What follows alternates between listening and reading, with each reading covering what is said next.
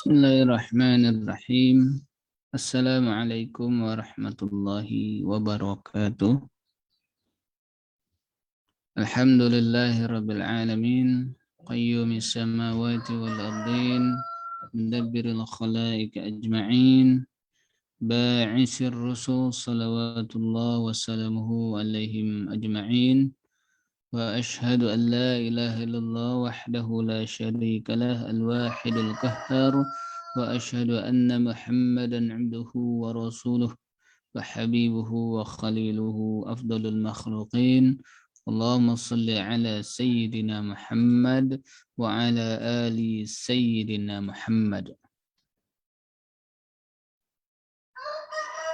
As-sabi' selanjutnya yaitu hadis yang ke-7, bab yang ke-36, kitab Riyadhus Shalihin, dengan syarahnya yaitu dari kitab Nuzhatul Muttaqin. Secara keseluruhan hadis ini yaitu nomor 297. Bismillahirrahmanirrahim.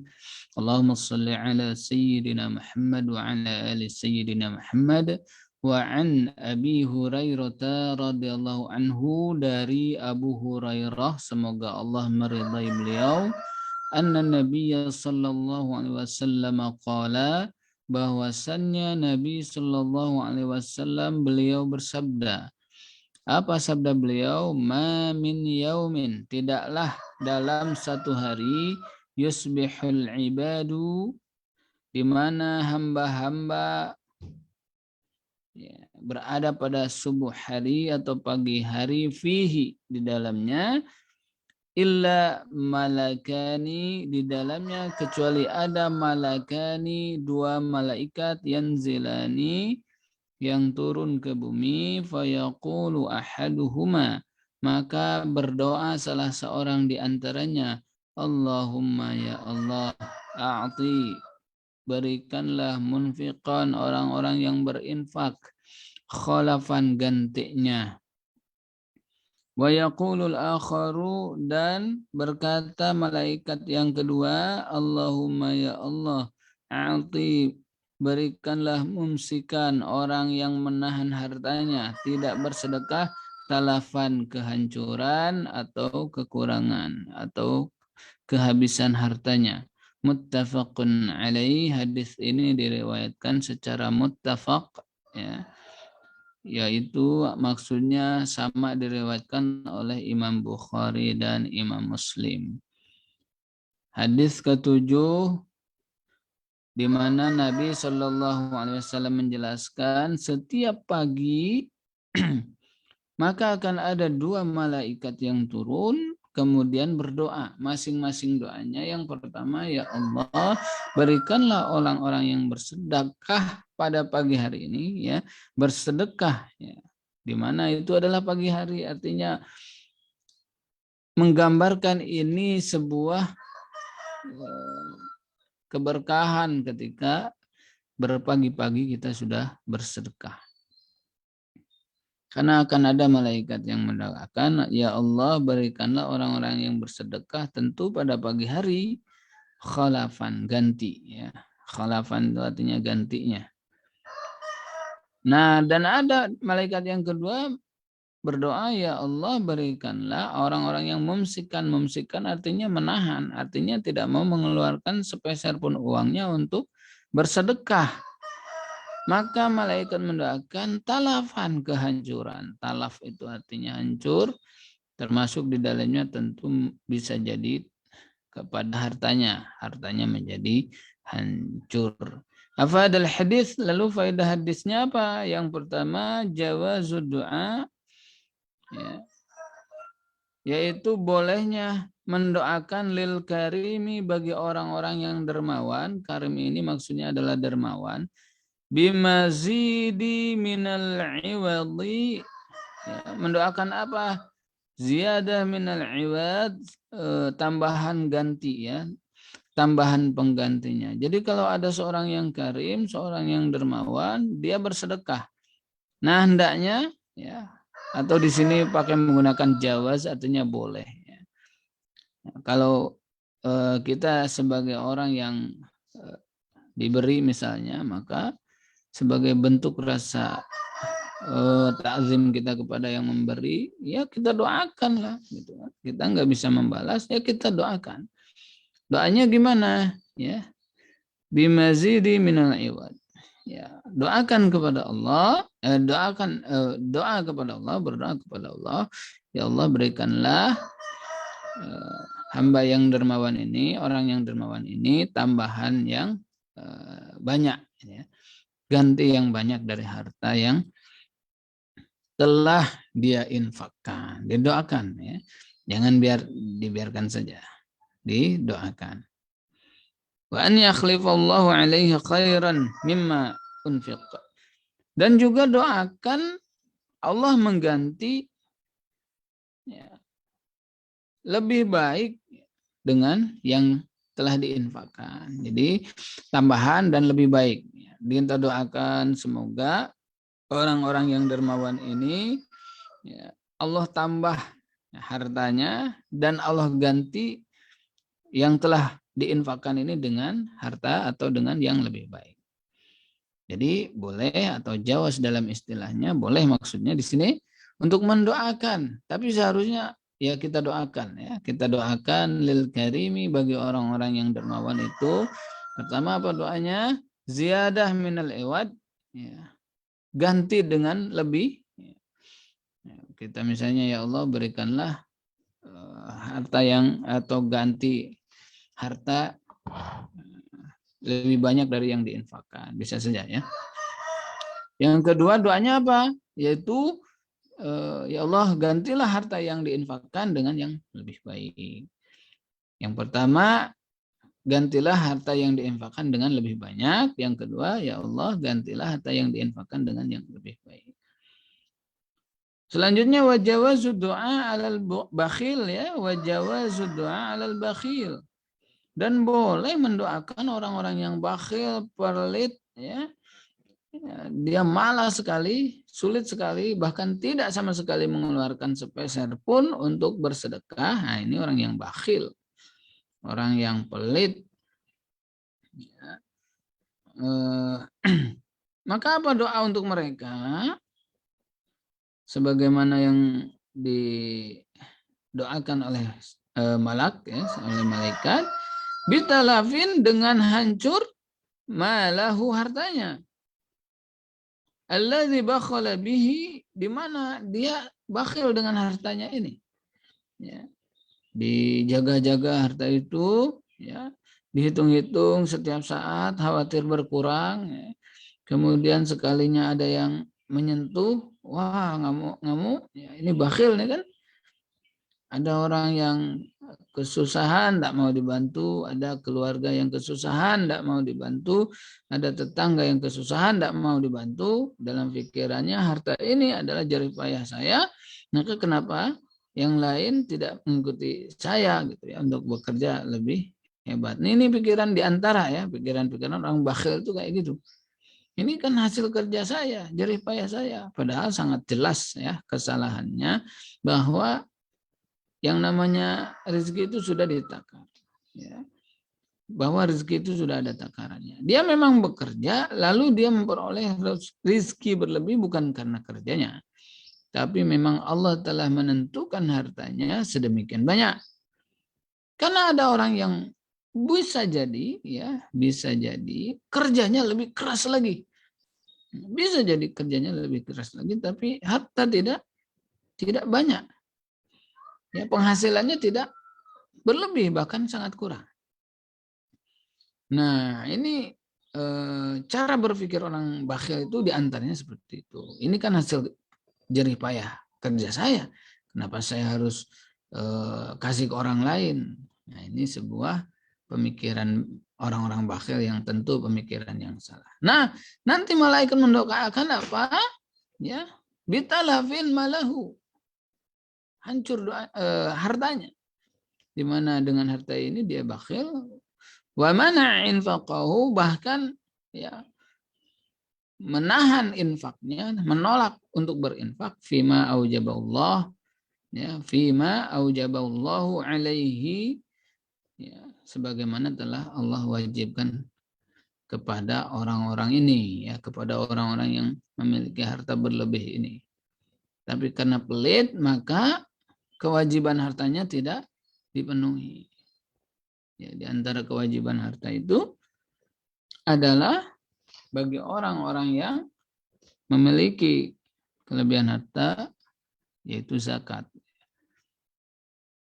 Ketika diteliti, ini saya hanya membaca tulisannya saja, bahwa potensi zakat Indonesia ini luar biasa. Sampai ratusan triliun kalau tidak salah. Yang terrekrut, yang terkumpul hanya sekian banyak, yang itu sangat jauh. Ya, yang itu sangat jauh. Berarti masih ada yang belum menyadari, bisa jadi, ya, kewajiban hartanya. Allah sudah memberikan dia kelebihan harta, tapi dia lupa tetap tentang kewajiban hartanya. Nah, ini bahaya, ya, karena malaikat akan mendoakan kehancuran bagi hartanya. Dan kalau sudah malaikat yang berdoa kepada Allah, mau bagaimana lagi, ya? Tidak mungkinlah Allah kemudian menolak doa tersebut.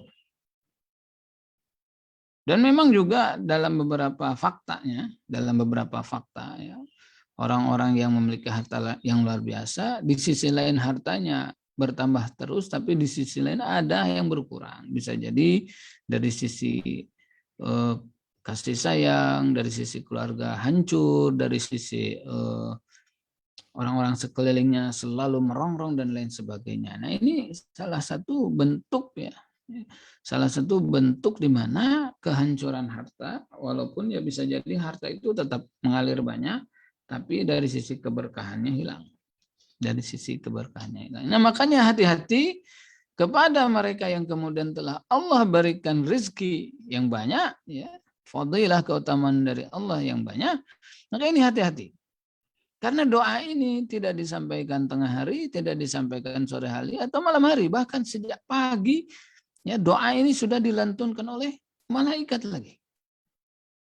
Nah, ini bahaya, ya, kalau bagi orang-orang yang bakhil bahaya, hancur, hartanya akan hancur. Tapi bagi orang-orang yang dermawan, insya Allah sejak pagi, ya, orang-orang yang dermawan ini sudah malaikat doakan dengan doa yang sangat istimewa, ya, dengan doa yang sangat baik. Oleh karenanya, ya, semaksimal mungkin kita bisa bersedekah lah, ya.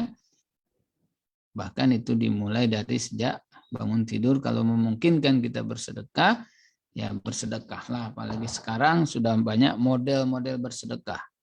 Sekarang hanya tinggal pencet bisa, ya, bersedekah. Tinggal maunya saja.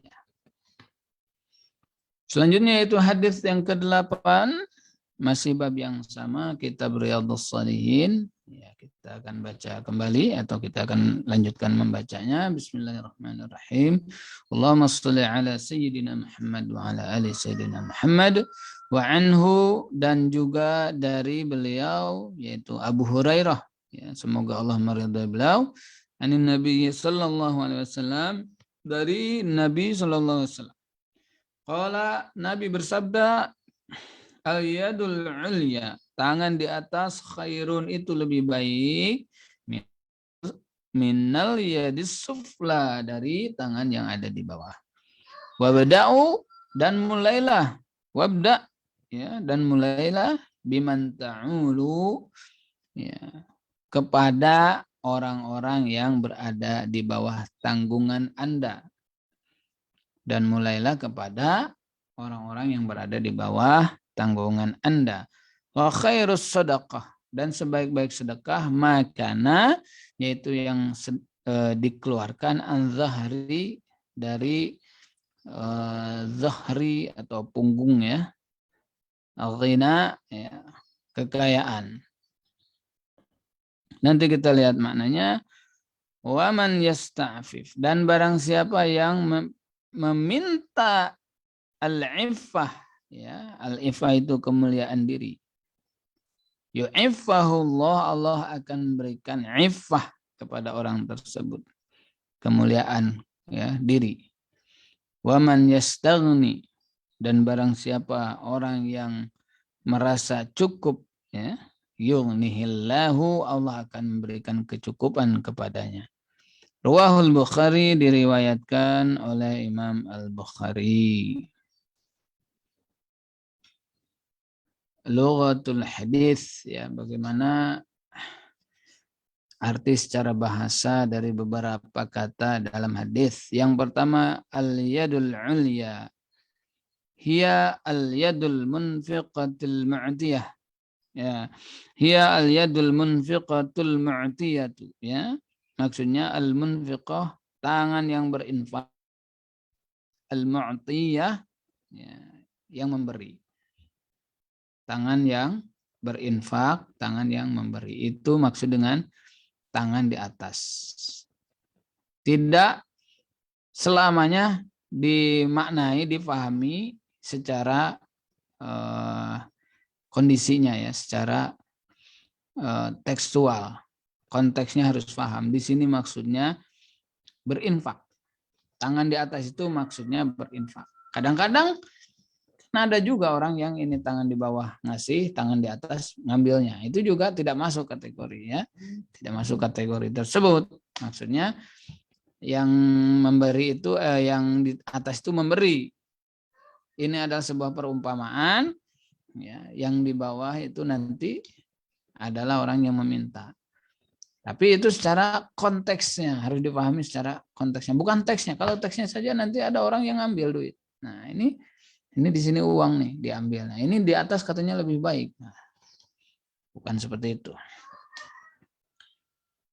Kemudian al-yadus suflah ya as-sailah, yadus suflah itu yang di bawah. Di sini maksudnya adalah as-sailah, orang peminta-minta. An zahri ghina ay ma waqa'at an ghina wa ghairi ihtiyaji ila al-mutasaddiq bihi li nafsihi aw li iyalihi. Nah, maksudnya di sini adalah harta yang lebih daripada kebutuhan utamanya. Ya. Dia sudah memenuhi kebutuhannya, kebutuhan anak istrinya, ada kelebihan hartanya, maka dia sedekahkan, disebut dengan khairus sedekah, itu adalah sedekah yang baik. Dan kalimatul zahri ini adalah yu'ti biha fi kalam isba'an lahu. Atau itu sebuah zaidah fil kalam, sebuah tambahan dalam perkataan. Yasta'fif yu'afihullah. Yasta'fif yu'afihullah. Yasta'fif, orang yang meminta ifah atau penjagaan diri atau kemuliaan diri, maka Allah akan menjaganya atau memuliakannya. Nah, di sini dijelaskan wa man yatlub minallahil ifah, dan barang siapa yang meminta, ya, ifah kepada Allah. Ifah itu, ya, kemuliaan diri, ya. Di sini dimaknai dengan wahiyal kaffu anil haram. Ifah itu apa maksud? Kaffu, ya, anil haram, ya, menolak yang haram. Jadi orang yang ifah itu adalah orang yang kaffu anil haram, menolak sesuatu yang haram, ya. Menolak segala sesuatu, bukan sesuatu, ya, segala sesuatu yang haram. Orang yang ifah itu selalu itu, dia, wah ini haram nih, udah tolak. Nah, ini nggak jelas nih, ini juga termasuk haram, menolak. Makanya ketika kita berdoa kepada Allah, ya Allah, jadikanlah hamba, ya, orang-orang yang senantiasa iffah, menjaga diri, menjaga kemuliaan diri. Maka kemudian Allah akan menjaga kemuliaan diri kita dengan bentuk apa? Kafu, tertahan anil harami, atau tidak terjerumus kepada yang haram, tidak menyentuh kepada hal yang haram. Jadi ifah di sini adalah bagaimana seseorang yang menjaga kemuliaan dirinya dan menjaga dirinya dari sesuatu yang diharamkan, menolak sesuatu yang diharamkan. Yusayyiruhu Allah Ta'ala bi'aunihi. Ya, ketika hamba berdoa kepada Allah untuk menjaga agar Allah menjaga kemuliaan dirinya, maka Allah kemudian dengan aunnya, dengan pertolongannya, wa taufiqihi, dan juga dengan taufiknya, afifan anil haram. Maka Allah merubah orang tersebut, hamba tersebut yang berdoa, menjadi seorang afifan, orang yang betul-betul menjaga kemuliaan dirinya, anil haram, dari yang haram. Jadi penting juga ini doa ya. Penting juga doa ini untuk kita. Kenapa? Karena ini sesuatu yang sangat memuliakan hidup kita. Kalau seseorang sudah main terabas, ya, digas saja, halal haram tidak peduli, nah ini dia sudah tidak punya iffah, ya, kemuliaan diri, tidak punya, kemudian harga dirinya sudah tidak ada, sudah seperti binatang saja, bahkan lebih sesat. Makanya iffah ini menjadi sesuatu yang sangat penting. Selanjutnya, waman yastaghni, ya, maksudnya apa? Yastaghni, qana'ah, merasa cukup. Ya, yughnihillah, maka Allah akan berikan perasaan cukup tersebut, atau Allah akan mencukupkannya. Yakhlifullahu fi nafsil qana'ah, ya, anil ihtiyaji lima fawqa ma yakfihi. Maka kemudian orang-orang tadi kan berdoa kepada Allah, minta agar diberikan iffah. Allah jadikan orang tersebut, hamba tersebut, iffah. Ya, orang yang selalu menjaga kemuliaan diri dan menolak sesuatu yang haram. Yang kedua doanya apa? Meminta agar diberikan istighna. Istighna ini di sini disebut dengan qanaah. Qanaah itu apa? Merasa cukup. Nah, maka Allah mengabulkannya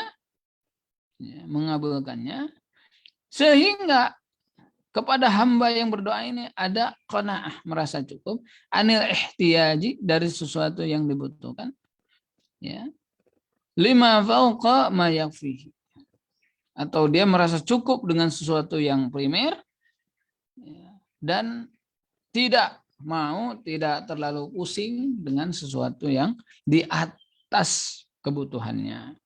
Jadi orang yang qanaah itu ya cukup dengan yang primer saja, yang kebutuhan dia yang utama saja, dan tidak membingungkan, tidak mempedulikan, ya, tidak terlalu mempedulikan sesuatu yang berlebihan.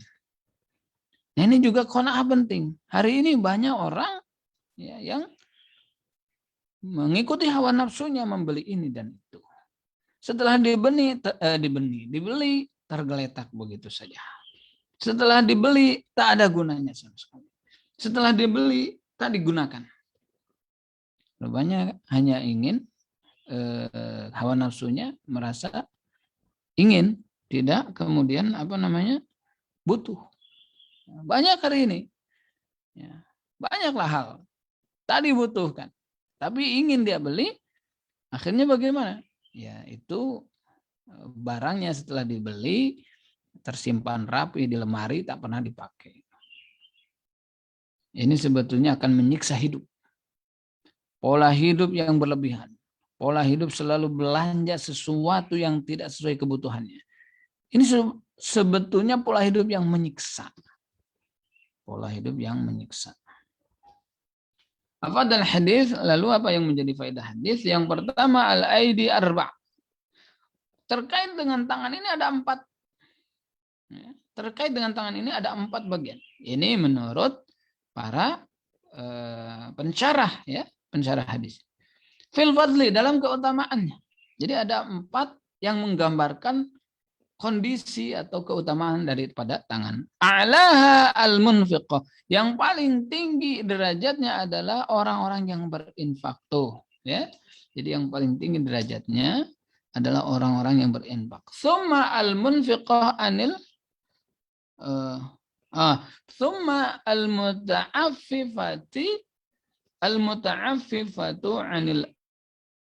Kedua derajat kedua, yang pertama kan berinfak, yang kedua itu dia tidak mengambil harta, ya. Dia memang tidak bersedekah, tapi tangannya juga tidak mengambil sesuatu yang bukan haknya. Nah, ini juga menjadi sebuah keutamaan. Ya, karena ada orang yang bersedekah, dia ambil juga harta orang dengan zalim. Bahkan disedekahkan lagi harta yang diambil secara zalim itu. Ini enggak benar, ya. Tapi yang derajat paling tinggi adalah yang berinfak. Derajat yang kedua dari tangan itu adalah orang yang menahan untuk mengambil harta orang lain dengan cara yang zalim, ya, atau tidak mengambil harta orang lain. Suma al-akhirah bighairi soal. Yang kedua adalah dia mengambil haknya tanpa dia meminta-minta. Nah, ini menjadi derajat yang ketiga. Ini artinya nilainya akan semakin berkurang. Yang pertama nilainya lebih, berinfak. Yang kedua sudah mulai berkurang nilainya, yaitu dia memang tidak mengambil harta, ya. Dia merasa cukup dengan yang ada, yang lebihnya tidak diambil. Ini derajatnya kedua. Yang ketiga adalah dia mengambil harta tapi dia nggak minta-minta gitu. Ada orang yang beri, ya, ada orang yang beri diambil. Ya, ada orang yang bersedekah dia ambil, tapi dia nggak minta-minta. Dan itu ada. Summa wahi adnahana, di sini harus difahami. Dan yang paling rendah dari status atau derajat tangan seseorang itu adalah asal minta-minta. Ini hati-hati, ya, peminta-minta. Yang kedua, man ista'ana billahi ta'ala ala husuli syai' a'inu. Barang siapa saja yang meminta pertolongan Allah kepada Allah untuk menghasilkan sesuatu, maka Allah akan menolongnya. Ya, tadi kan dikatakan meminta iffah. Kita berdoa kepada Allah meminta iffah, penjagaan kemuliaan diri, maka Allah akan berikan itu. Wa annal iffata wal qana'ata min ummahati sifatil mu'min.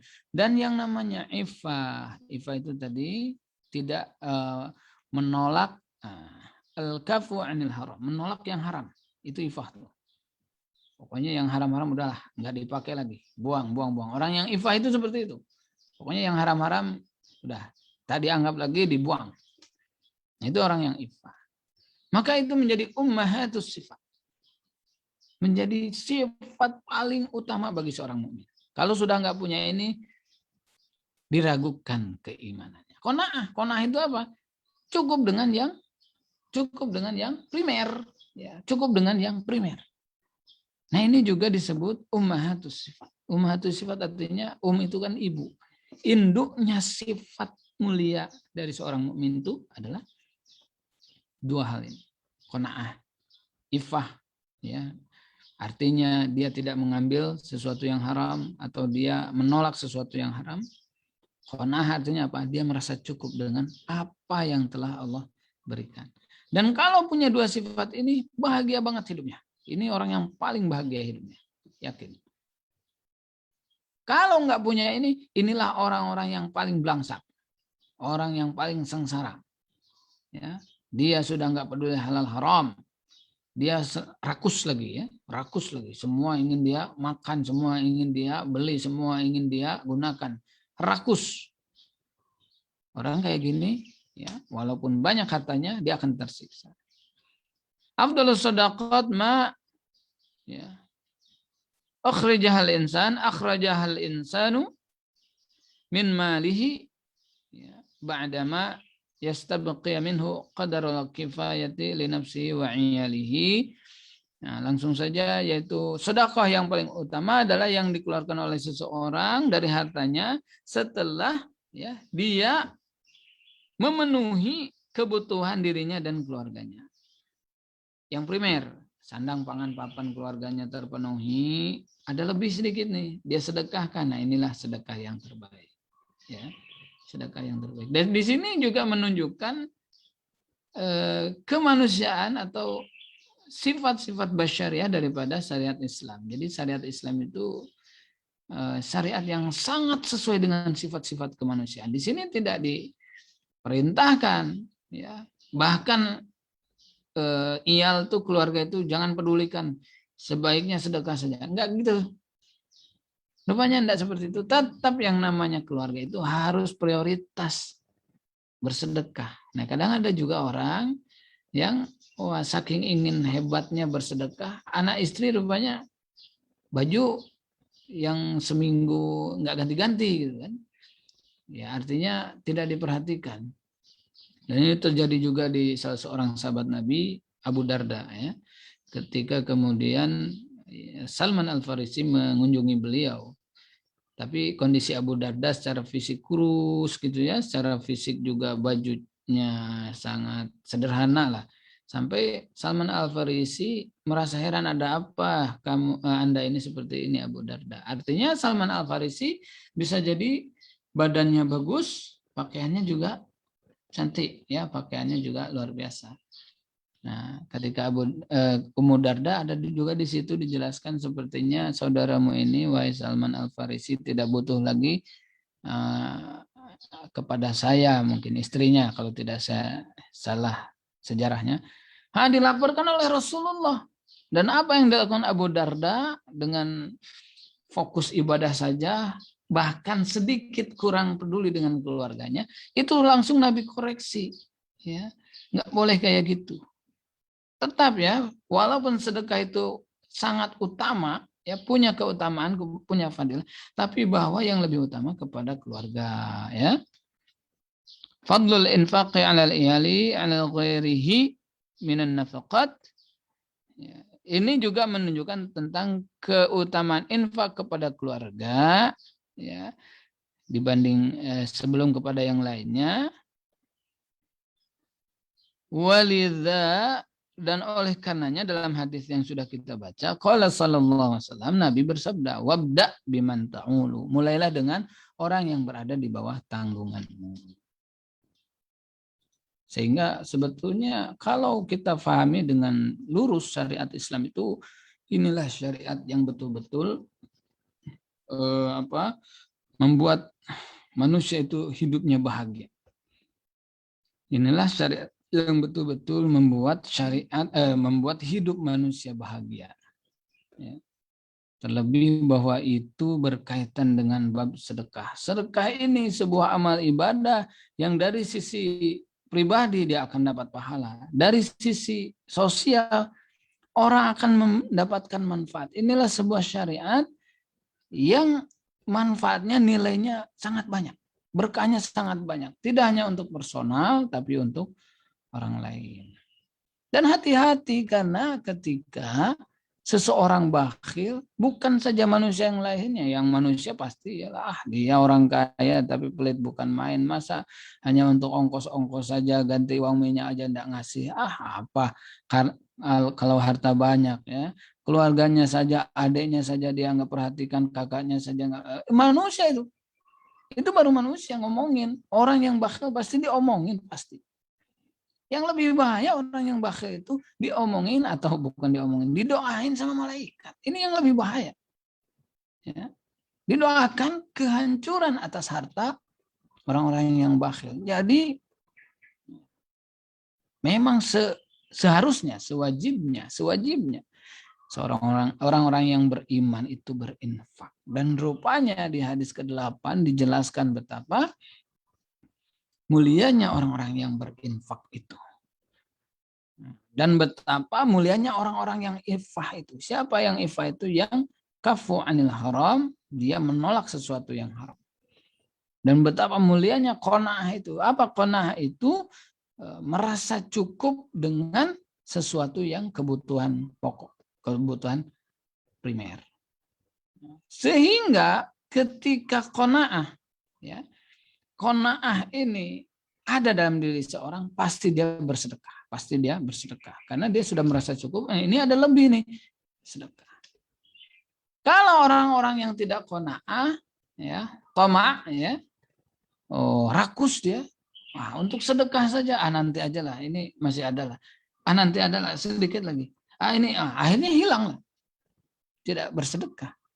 harta itu menjadi tidak berkah. Begitu dengan kaful adza, orang-orang yang ifah, dia pasti bersedekah karena dia tahu terkadang harta itu datang ya ketika banyak ya mengalir seperti banjir bandang, dia nggak tahu gitu ya.